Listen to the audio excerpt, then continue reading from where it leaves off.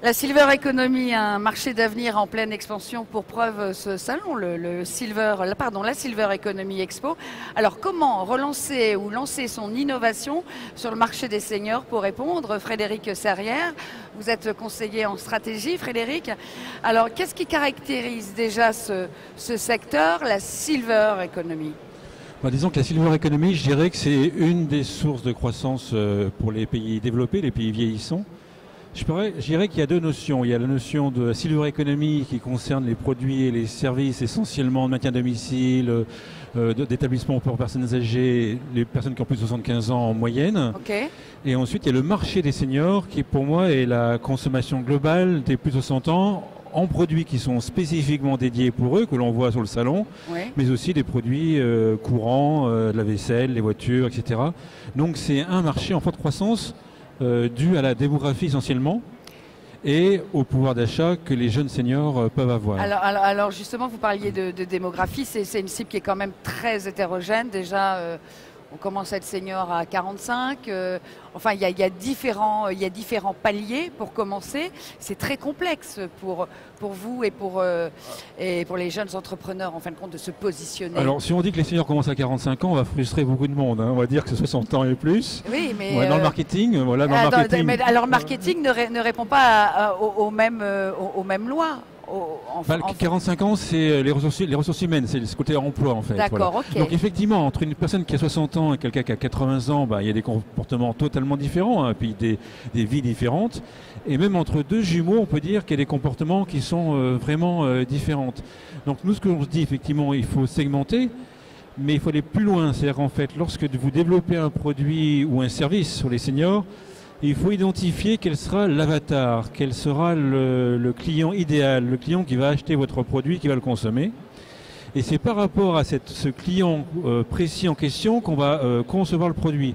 Je prends un exemple. Si on fait l'aménagement de salle de bain, par exemple, on remplace une baignoire par une douche, par exemple, l'avatar, ça va être le client qui sera propriétaire, qui aura une salle de bain un peu glissante et surtout qui aura déjà chuté ou qui aura une grande frayeur sur une semblante chute par exemple. Okay. Voilà, ça c'est l'avatar. D'accord.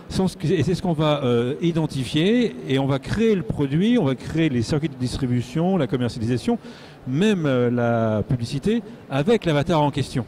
Donc on voit bien que chaque produit va correspondre vraiment à un avatar et même deux produits sur le même secteur d'activité en fonction de l'entreprise et des objectifs d'entreprise, peut y avoir un avatar qui est différent. Alors justement, à propos des objectifs d'entreprise, c'est aussi une cible qui est très mouvante, en perpétuelle évolution.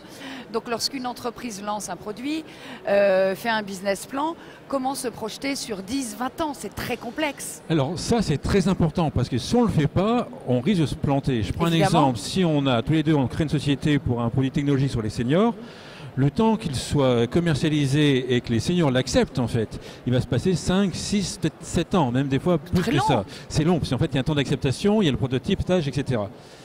Si on conçoit le produit avec des seniors d'aujourd'hui et que le produit rentre à maturité ou rentre en phase de développement, en commercialisation dans 6 ans, on voit bien qu'on ne va pas s'adresser à la même génération. Et je prends un exemple de ce qu'on a fait. On a ouvert une résidence senior à Berlin, qui est un mix entre une résidence senior et un Airbnb. La résidence senior elle a été entièrement co-créée jusqu'à l'arrondi de chaque meuble et tout a été entièrement créé avec les seniors d'aujourd'hui.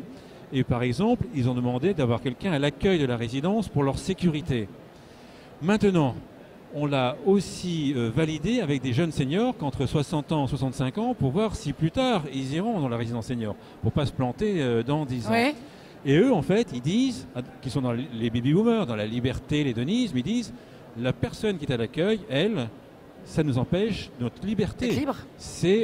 On sait qui vient et qui. On veut pas un maton. Exactement, en fait. Et donc, si on a passé beaucoup de temps avec eux pour rigoler, ils nous disaient, si nous on fait nos plans, entre guillemets, sexe avec nos copines, nos copains, etc., il n'y a pas d'anonymat. Et le lendemain, les 80 résidents vont le savoir. Ouais. Donc, ce qu'on a dû créer, c'est une deuxième entrée à l'extérieur de la résidence, uniquement pour les résidents de longue durée, de façon à ce qu'ils puissent rentrer de manière anonyme dans la résidence. Mais même les couloirs, en fait, les couloirs ont été créés en fonction de façon à ce que si un couloir tout droit, par exemple, Vous entrez dans un résident, dans une résidence, dans un appartement. Celui qui est dans l'œilleton en face, il on voit. vous Voilà. voit, on vous Celui qui est voit. dans la liberté, il ne veut pas être vu là-dessus. Bien sûr. Donc en fait, les couloirs ont été créés de façon à ce qu'on ne puisse pas voir. Ouais, donc ça, c'est un exemple très précis. Et si on ne fait pas ça, il y aurait toutes les chances, il y aurait fortement le risque que les baby-boomers d'aujourd'hui, dans 10 ans, n'aillent pas dans la résidence Tout à fait. senior. Et quand on regarde sur les stands ici, il y a beaucoup de produits qui sont calés, malheureusement, j'allais dire, sur la génération des plus âgés. Mais le temps qu'ils se développent, la génération mouvante, comme vous dites, aura bougé. N'aura pas les mêmes besoins du tout. N'aura pas les mêmes besoins du tout et pas les mêmes valeurs. Oui. La liberté, l'hédonisme, etc. Bien sûr. Voilà. Est-ce qu'on peut imaginer, enfin justement, quelles seront les attentes et les besoins du senior dans 10 ans? Il y a une espèce de profil qui existe? Alors, moi je pense qu'on est en train de changer de paradigme. Les plus âgés, donc ceux qui ont plus de 80 ans, ils voulaient vivre le plus longtemps possible. Mes parents qui ont 77 ans, ils veulent vivre le plus longtemps possible en bonne santé. Donc Oui. ils vont se nourrir pour la bonne santé. Par contre, les baby-boomers, eux, ce qu'ils veulent, c'est vivre le plus longtemps possible en bonne santé pour faire des choses. Intensément, pour vivre intensément, les Voilà, baby-boomers. voilà. Je vais y venir. Donc en fait, les innovations qui vont, à mon sens, réussir vont être basées sur continuer mes activités. Et je parlais l'autre jour avec un boxeur qui me disait, moi je fais de la boxe avec mon fils, il me tape dessus, il tape dessus. Sauf que moi, le lendemain, quand je me lève du lit, je m'en souviens. J'ai des crampes dans le dos. Mais il dit, alors autant mes parents auraient arrêté la boxe, autant les baby-boomers disent, moi je veux continuer à faire de la boxe avec mon fils, vous allez me changer les règles de la boxe. Voilà. Ça. Donc ça, c'est continuer cette activité. Et après, il y a un autre point que vous avez dit absolument, et on le retrouve dans le tourisme. Autant les plus âgés voulaient visiter, découvrir, autant les baby-boomers veulent vivre l'émotion, le peak state, ce qu'on Ça. appelle en anglais le peak state.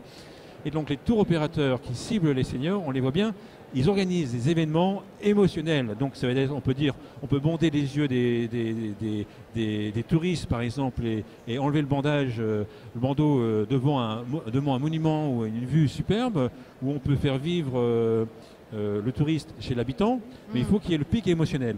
Et ça, c'est totalement différent. Et les baby-boomers sont individualistes, ils vont refuser les offres de groupe.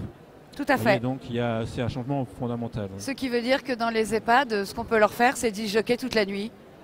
Ça peut être très sympa. Alors, il peut y avoir ça, mais effectivement, on se pose la question, est-ce que les EHPAD doivent changer? C'est pas forcément vrai, parce qu'en fait, on peut réfléchir que les EHPAD, c'est une nécessité d'y aller. Oui. On y rentre par nécessité. On n'a pas le choix. On n'a pas le choix. C'est voilà. pas une possibilité. Voilà. Par contre, les résidences seniors qui sont juste avant, quand les seniors sont autonomes, elles vont voir arriver des baby-boomers. Et là, il va y avoir à gérer. Il ne faut pas qu'il y ait de trop de gens trop âgés à l'intérieur, parce que le nouveau va dire non, je ne veux pas aller là-dedans. Exactement, on n'est pas vieux. Voilà, et c'est pour ça que nous on a fait Airbnb et seniors, de toute façon, ce qu'ils voient sans arrêt des gens avec des problématiques Airbnb différentes, bien sûr. Très bien. Pour finir, vous avez animé une conférence sur, pour thème les 15 conseils des pionniers pour le marché des seniors. Vous nous donnez au moins 3 conseils. 3, je vais revenir à ce que j'ai dit, c'est l'avatar. Définir avant la plupart des entreprises sur la silver economy, le marché des seniors, ils sont d'accord qu'il faut tester le produit et le co-créer. Et le problème, c'est qu'en fait, ils vont recruter les copains et des copines de la grand-mère et ils vont créer leur produit autour de ça. Et ça aboutit à des conclusions qui sont fausses, parce que comme vous l'avez dit, comme c'est très hétérogène, moi je peux imaginer n'importe quoi sur n'importe quelle couleur. Donc ce qu'il faut, c'est vraiment définir l'avatar en question, quel client type, le quantifier pour voir si mon marché sera suffisamment important, et seulement après d'aller faire une co-création, un focus group, une co-création. Ça c'est un premier point. Deuxième point qu'on peut avoir, c'est la commercialisation. Beaucoup ont développé un produit et se posent la question seulement après comment le commercialiser. Et développer un canal de distribution, aller voir, convaincre le directeur d'achat de Carrefour, ça prend plus qu'une minute, vous voyez, ça prend du temps, voilà. Donc, ce qui est important, c'est de bien comprendre qu'il faut développer la commercialisation, l'imaginer, la tester parallèlement à la construction. Voilà. Et autre chose, ça c'est très important, c'est que les seniors ne nous ont pas attendus, nos professionnels, pour vivre et vieillir. Ils ne nous ont pas attendus. Donc, tous leurs problèmes, ils ont déjà des comportements qu'ils ont utilisés pour les pallier.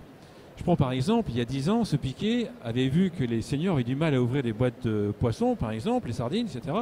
Donc ils ont mis une languette. Le problème, c'est que la languette, elle n'existe plus. Pourquoi elle n'existe plus? Parce que les seniors ont continué d'utiliser le couteau qu'ils utilisaient juste avant.